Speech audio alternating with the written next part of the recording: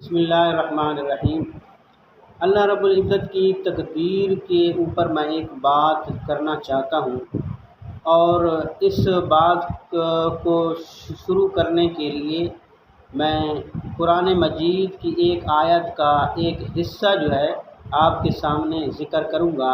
آیت تو بہت بڑی ہے لیکن اس کا کچھ حصہ پڑھوں گا کہ اس حصے کے اندر آتا ہے کہ وما تدری نفس بأی ارض تموت، کہ کوئی بھی نفس یہ بات نہیں جانتا، کوئی بھی انسان یہ بات نہیں جانتا کہ مجھے زمین کے کس حصے کے اوپر موت آئے گی، گھر کے اندر آئے گی یا گھر سے باہر شہر کے اندر آئے گی یا کسی دوسرے ملک کے اندر آئے گی، تو وہ یہ بات بالکل نہیں جانتا۔ اگر یہ بات جانتی ہے تو صرف اور صرف اللہ رب العزت کی ذات جانتی ہے کہ فلاں انسان کو کس زمین کے کس حصے کے اوپر موت آئے گی۔ یہ بات صرف اللہ رب العزت کی ذات جانتی ہے۔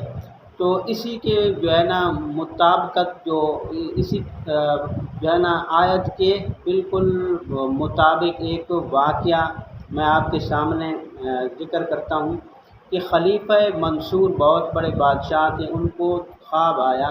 خواب کے اندر اسرائیل ملتے ہیں اور اسرائیل سے وہ پوچھتے ہیں کہ میری موت کب آئے گی، تو اسرائیل جو ہے 5 انگلیوں کا اشارہ کرتا ہے۔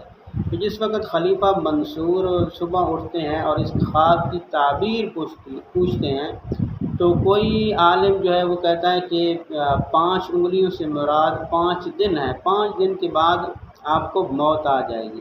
کسی عالم نے یہ تعبیر بتائی کہ نہیں، 5 انگلیوں سے مراد 5 ہفتے ہیں، 5 ہفتوں کے بعد موت آ جائے گی۔ کسی عالم نے کہا کہ نہیں، 5 انگلیوں سے مراد 5 مہینے ہیں، 5 مہینوں کے بعد موت آ جائے گی۔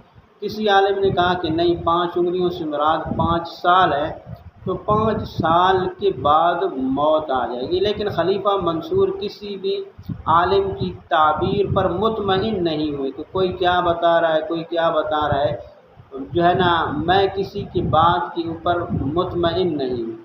تو جب حضرت امام ابو حنیفہ رحمہ اللہ کو پتہ چلا اس بات کا، تو امام ابو حنیفہ رحمہ اللہ نے یہ آیت کا یہ حصہ پڑھا، وما تدری نفس بأی ارض تموت، کہ موت کے بارے میں کوئی بھی نہیں جانتا۔ یہ جو ہے نا خالی باتیں ہیں کہ 5 دن کے بعد آ جائے گی، 5 ہفتوں کے بعد موت آ جائے گی، یا 5 مہینے یا 5 سال کے بعد، یہ خالی باتیں ہیں۔